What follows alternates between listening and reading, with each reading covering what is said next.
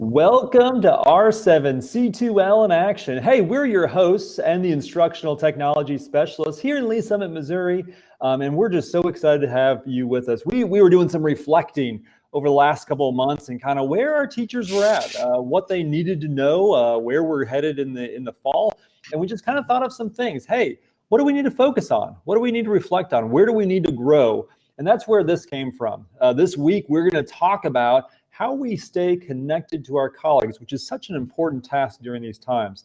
My name is Jeff Nowinski, and I'm joined here on screen with Corey Bunker, there she is, and John Courtney. And running the show behind the scenes, we have Kyle Pace. Thanks, Jeff.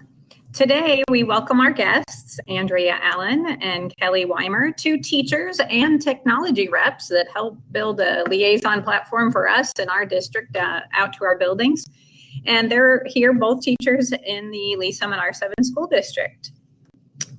Andrea has a Bachelor of Science degree in secondary education with an emphasis in biology from the University of Missouri and a master's degree in educational technology.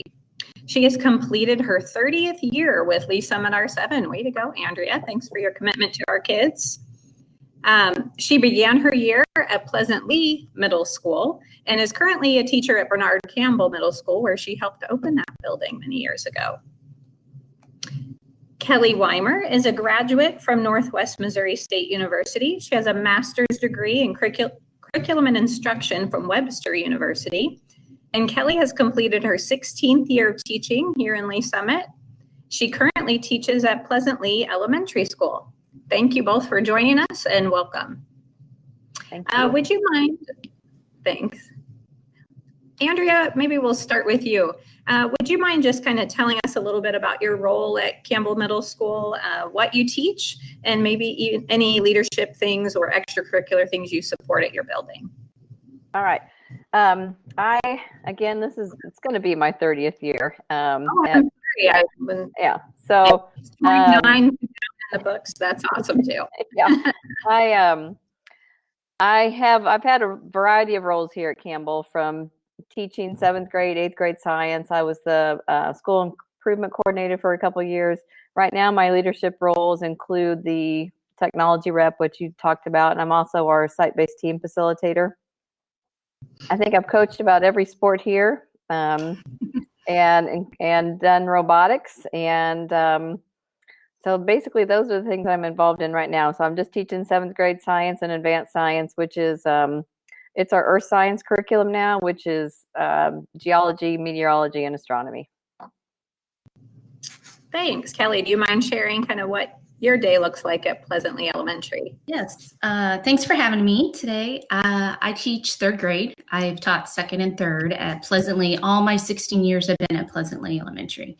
I am a building technology rep and really have a passion for helping those others in their building with technology. I also am pretty passionate about personalized professional development. And I assist with the BTAP program for beginning teachers with Dr. Daniel and the other facilitators. Thank you. Would each mind sharing kind of how you see a digital learning environment fitting into your routine in either Campbell or in the elementary level at Pleasant Lee? Andrea? Okay. Are you talking about as a teacher, what do I do with students? Is that? Sure, yeah. Okay. Or if you're interacting with colleagues, either way, but just kind of what you utilize the digital learning environment for in your role. Okay. Well, my different roles that I do, the digital learning environment, if you're referring to Schoology, we, I use that. Well, John's the one who got me hooked on the Schoology wagon. And even though I was a little reluctant at first, it's been like one of the best platforms that we've had. And obviously I've gone through a lot of them. So I just really enjoy how it's great for connecting with students and also connecting with teachers, because just those groups that you guys were able to create for us, that all of our materials are in the same place for teachers and students. I love being able just to share everything with the kids through that platform, And I'm also right there to get any curriculum things I need from my peers. It sounds like you really grasp that hub concept of everything in a one-stop shop kind of place. Yeah, Kelly, how about you? Yeah, I feel like technology plays a big part in my role as an educator. Our building, we have Google Drive, and we insert everything in the Google Drive. So that plays a big piece of being able to get to things and have them organized and helping the other teachers find those things. In my classroom, I teach their grade. And so I feel like sometimes when they start the year off with me, they're somewhat limited on their exposure to using maybe Schoology or even just creating Google Slides. And so I spend a lot of time on just letting them experiment and try things and have that creative side of them. 8, 9-year-olds like to create things on Google Slides and Google Draw. So that has been a big piece. Also just teaching them how to like answer questions and typing it versus just, the typing skills of what that should look like, sitting up, hands on the keyboard, things like that. For third graders, those are big pieces in where they need to start with using technology. I started this year kind of a daily check-in using a Google form, just have them come in, part of our morning routine, and just ask them questions or having them choose a gift that kind of represents their feeling that morning. And my third graders really started enjoying that. And it was a quick way for me to check in the morning and like, oh, they chose that gift. Maybe I need to go check in with them. So just kind of incorporating those type of things. Yeah. Thank you. Well, and thanks for sharing some things about your students. I know we're going to kind of switch gears to really focus on our colleague interactions, but thanks for sharing that. Yeah, I think it's important that we kind of recognize who each of you guys are as educators and the way you interact with your students, because a lot of that plays into how we then interact with and share with our colleagues. So I just want to begin by welcoming you two, Andrea and Kelly, to speak with us this morning. Thank you for joining us on hashtag R7C2L in action. One thing that I think I want to make known is if you're watching us on YouTube Live right now, you can click below to subscribe or to like this video. I know, right? We've never said that before until right now. This is the first time you've been invited to subscribe to the ITS YouTube channel. Yeah, thank you for joining us on here. This week's theme is connected to colleagues. And I know teaching's a difficult job. I think it became even more difficult last spring as we launched into virtual learning, e-learning, emergency remote learning, some might say, and where we're all isolated from our colleagues. And really the only thing we have to use to connect to them is technology. And so I know whenever Andrea, you and I taught together at Campbell, there were many times where I found myself in the position during a 48-minute class period where I was just waiting for the bell like my students so that I could jump out to the hallway and talk to my colleagues to connect with them both on a relational level, but then also on a professional level as well. Hey, how did you teach that same thing, that same topic we're covering right now? And so we want to just explore through this little chat with you guys this morning, how we can do that digitally. All right. We look forward to hearing about your experiences. I'm going to toss it to Jeff to ask the first question of you guys. All right, let's do this. I'm going to start with Kelly. Kelly, how do you connect with your colleagues online? I mean, we already talked about how connections are pretty important, but let's talk specifically online. How do you connect with your colleagues online? Thank you. A few years ago, I was feeling kind of stuck in my own educational bubble, kind of so to say. I knew I had certain passions, but wasn't really finding someone who really shared that same passion. So a friend, gave me the offer, said, why don't you join Twitter? And I was like, I'm not joining Twitter. I'm not going to do that. And then I just decided, I'll take her up on it and see. And then like my whole world kind of opened up in the educational sense of, there you go. My whole world kind of opened up in the educational sense of I was able to connect to people in the district that are in other buildings and people who like authors of books I read. And that was amazing for me to have those connections and just getting ideas and gleaning ideas off of them. And then I was able to take ideas I was learning and sharing with my colleagues in my building and go, hey, you should try this, or why don't you try this? And I think another big piece was just our grade level collab cafes have been a big part for me, at least. I am always wanting to share ideas or ask questions and get ideas from others. So that gave me kind of a platform where I could reach out and go, hey, I tried this. This worked for me. Ask questions, see how others are doing, in 3rd grade across the district. And I'm going to stop you there. There might be some people listening that aren't really sure what a collab cafe is. It sounds like I don't know, some place that you meet and drink coffee or something like that. Kelly, could you describe, maybe for people that don't know what a collab cafe is, maybe people outside of Lee Summit, what is a collab cafe? Sure. So within our Schoology LMS, we have our ITS, our technology department created a group, and each grade level has a collab cafe, as we call it. So it's a group where you can go and get shared resources. You can kind of, what I like to say, bounce innovative ideas off of each other, share documents or share presentations that have been created.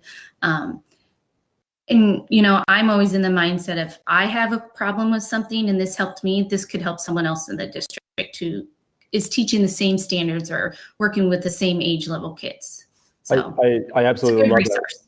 Yeah, we are absolutely not alone. When you think of all the schools that are in Lee Summit and maybe even in other districts, and you consider we're all kind of teaching about the same stuff, about the same time, why aren't we working together to really benefit our students and that more of that we mentality as opposed to me being in isolation? So fantastic. Mm-hmm. Thank you for sharing all that, Kelly. I'm going to give Andrea a chance here. Andrea, what are some ways that you've connected with colleagues, and specifically, how have you done that online? All right. So just to kind of echo what Kelly said, of course, Twitter is always a great place to go and get, follow different people that are doing different things. But truthfully, for me, our biggest thing has been Facebook. There are great science groups on Facebook that you can just type in there, hey, I'm looking to do a science lesson on this, and 100 people will reply. So Facebook, and I talked to a variety of other teachers at our building, and they said the same thing. They have Facebook groups they follow. And then just within our department, through the Collab Cafe, but we also have a text group or group me's that during that virtual time, we would just text back and forth or Google Meet and do things like that to meet with our department to just kind of see, to discuss the frustrations and the celebrations and just how virtual learning was going. So I would just say Facebook for sure for content and ideas, and then just for that collaboration, how you doing piece, it's more like texting or the Google Meet Hangout things. Fantastic. I really appreciate that. It's always important to stay connected, and especially to our colleagues that are doing the same thing. So thank you both for those ideas. Corey. Thanks, Jeff. Kelly and Andrea, you shared kind of that idea of opening up your professional learning network beyond your building and even beyond the Lee Summit R7 school district, and really connecting to educators literally around the world using social media platforms.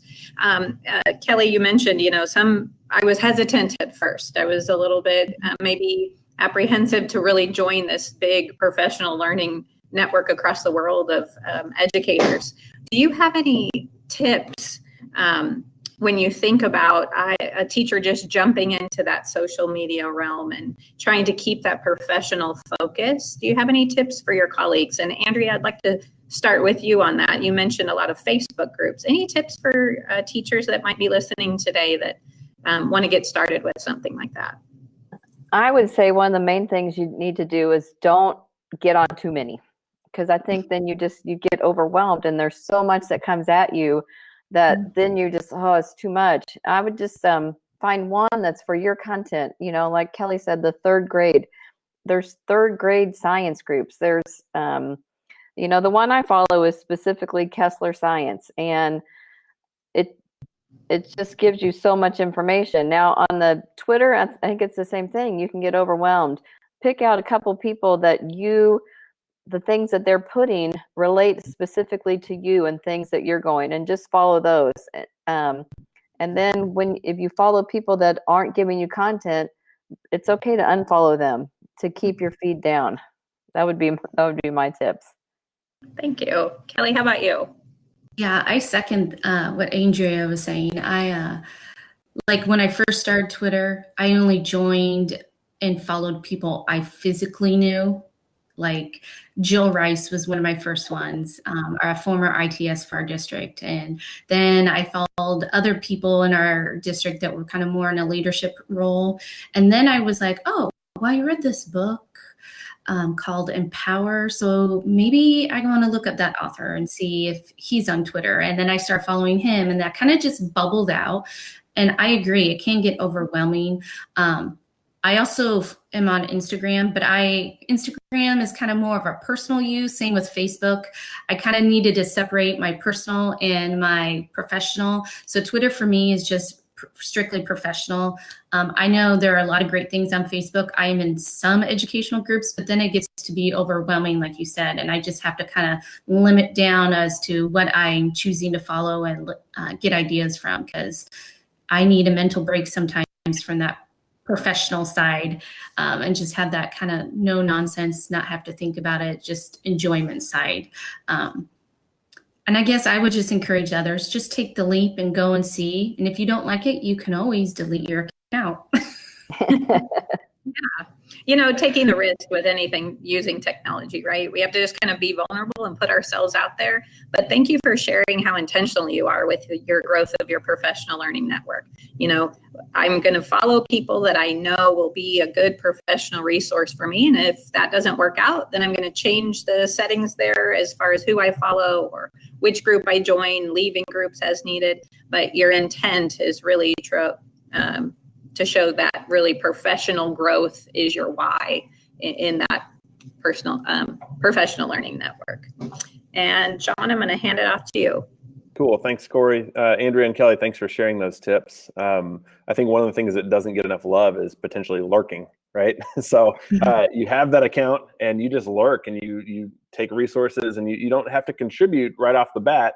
Ideally, that would be the point you want to work towards is contributing to that social media platform to where you are then sharing content and providing resources for others, and you become a good follow. However, I think there's a lot of value to starting with lurking, right? You just you receive and you don't necessarily have to contribute right off the bat. I want to kind of shift gears from this global professional learning network to maybe something that you do. I mentioned collaborating with that teacher down the hallway or the teacher in your department, the teachers at your school. Let's talk Google for a second, because Kelly, as you mentioned, we're a Google Apps for Education institution here in LSR 7. And in what ways have you guys used Google throughout the spring of 2020 and even before when we were face-to-face to collaborate with colleagues? On this one, we're going to start with Kelly, and then Andrea, you'll answer next.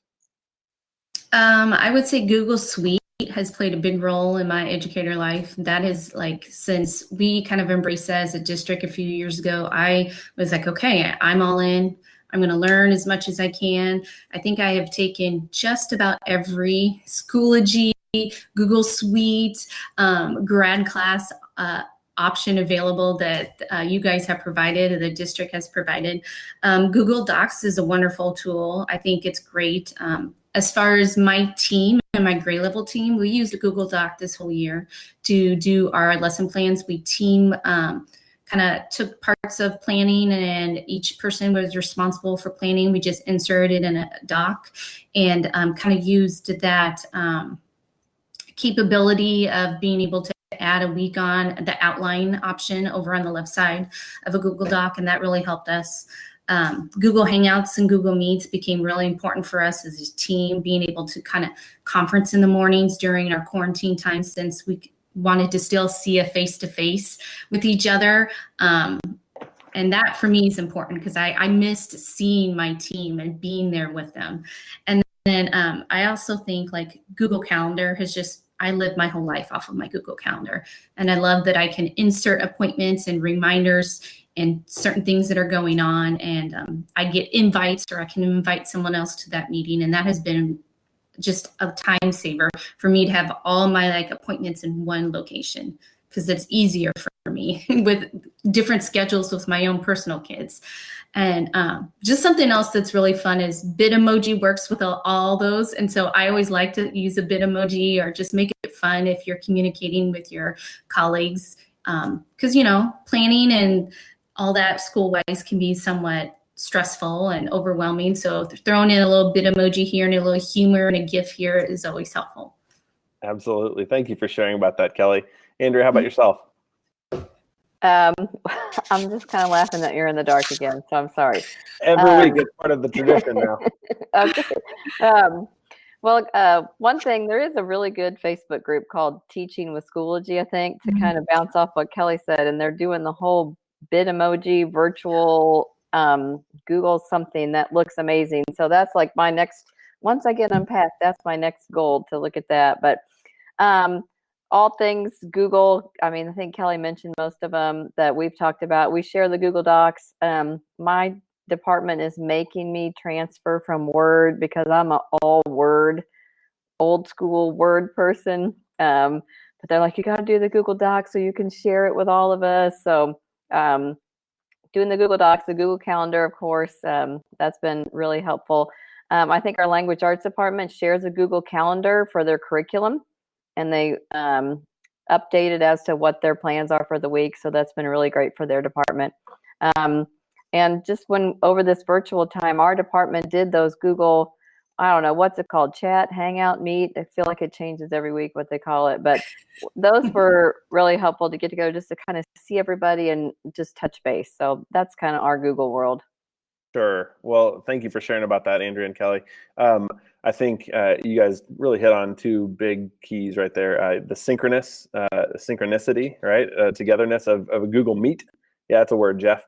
And then also being able to do things kind of at your own pace, like on a Google Doc for collaboration. I know our team utilized both of those things throughout the spring as well as calendar to really collaborate as we work together to support teachers. So thank you guys for sharing that you're doing the same thing with your teams as you communicate with your coworkers to ultimately support students. Jeff, the last question I interviewed today belongs to you. Go ahead, sir. This is me. John's just lurking in the dark over there. I'm good. Yeah, lurking is learning. I love that. I have a question about just staying positive and being a light for encouragement as we go through things. And I just want to ask you, starting with Andrea, share something that you've done with some coworkers at your school, something that you've done online to foster collegial relationships. What does that look like? What's something you've done? And if we all burst into laughter, that's fantastic. If not, that's okay too. But just, as we try to foster relationships, as we try thinking about togetherness, what's something that's been encouraging or positive that you guys have done with your coworkers? Okay, kind of over this virtual time, our admin did some really great things. We started a Facebook group called BCMS Better Together, where we shared just positive things going on. We had games, trivia, things like that you could be involved in. We had happy hours where we would just not get together and just kind of see how everybody's doing. We had trivia Kahoot days on Fridays where you could join and do trivia and win prizes and things like that. And just, I think it was just all about just doing fun things together online, and to support each other and realize, hey, we're all in this together. And that's kind of what we did virtually to keep everybody positive. I love all those ideas. Kelly, what was going on in your world? Yeah, during quarantine, or at least in the first early weeks of quarantine, end of March, first part of April, I saw an idea on, I think it might have been Instagram, of teachers just taking a picture of themselves holding up a word and then putting the individual teacher pictures together to make a collage. So I just took control and sent something out to my staff. I said, hey, I have this idea. I have this really cool idea that I think our staff and our students and our families would like. So I set everyone up who volunteered with a certain word, and they sent me their image, and I put it all together in a picture collage, and we had 3 of them because we had so many people interested in it. And I sent that out to our staff, and they sent them to families and students, and we got a really good positive feedback. And it was just really cool to see each individual teacher, their personality come out in their picture and their word. And I will say something else that for me is very helpful and positive is I reach out to colleagues throughout the district who are in different buildings. So I have kind of a good group of third grade teachers who I know I can email and be like, what are you doing for science? I'm stuck. Do you have any ideas? Or how did you go and do this? I saw that idea and I loved it. And that for me has been very positive, just knowing that there's others who maybe are in the same boat as I am, that I can reach out and kind of, run ideas off of. I will say I'm going to give a short shout out to Emily Haynes, who's our PE teacher. She does an amazing job with our staff and just bringing us all together and keeping us positive. She has, like Andrea said, has some Facebook groups, and she runs them all through the summer, and it's just always very positive, and it's a good team building experience. So, well, I think, you can't see this. I think what you guys are doing is great. I have no idea if that turned out right or not. I couldn't even see it, and we've mentioned so many great things the two of you guys have. I just want to do a quick review of those things. Really, the idea of a hub, having all those concepts, all those ideas all in one place so that you can go to one place to find some resources, to connect with parents, to connect with students, to do those things. But also using the World Wide Web, looking at Twitter, looking at Facebook groups, taking advantage of those grade level or subject matter collaboration cafes internally, meeting with one another, scheduling those times to be together and to interact in positive lights. But also not overcommitting, not joining something and feeling like it's just overwhelming, but, follow the things that you want, unfollow the things that you don't want, keeping those things positive and helping with things. John mentioned that lurking is learning still, and working towards the idea of contributing eventually, I think is great. And just using all those ideas just to organize both your personal and your professional lives. The G Suite is fantastic for that. And I think taking advantage of those opportunities to realize that we are better together and that we can still help and we still can encourage digitally, even though we might be apart. So I think all that's fantastic. And those are great tips and great energetic ways in order for us to connect with our colleagues and really to overcome what we're going through right now. Thanks. Thanks, Jeff. And for any Lee Summit R7 teachers or staff, we offer you the opportunity to continue this learning this week with our theme Connected to Colleagues, building relationships and really bouncing off of each other through our micro course discussions. These discussions are housed in our Lee Summit R7 educators group in Schoology, and you can pick and choose, dig as deep as you'd like, and encourage any staff member to engage there. Micro courses aren't just for classroom teachers. They're really built to connect with colleagues with any role in the district. So all of us together are going to make our R7 community better. Yes, and if you want to engage more broadly in this conversation, we encourage you to jump on Twitter and follow at LSR7ITS, that's our department, or hashtag R7C2L, that's R7 Connect to Learn throughout the week. As you can learn about those micro courses and sort of engage in Twitter if you don't belong to the R7 community. Next week, we're going to be joined by 2 innovative administrators who've really used Schoology, our hub that Jeff referenced, to be able to connect to students throughout the spring of 2020. And we're looking forward to making more of those digital connections as we move forward and really enter online school this next fall. Thank you both, Andrea and Kelly, for your contributions to this conversation today. They've been very valuable, and we're certainly glad to have you on this program. Everybody else, thanks for joining us, and stay connected to colleagues. Bye, guys. Thank you.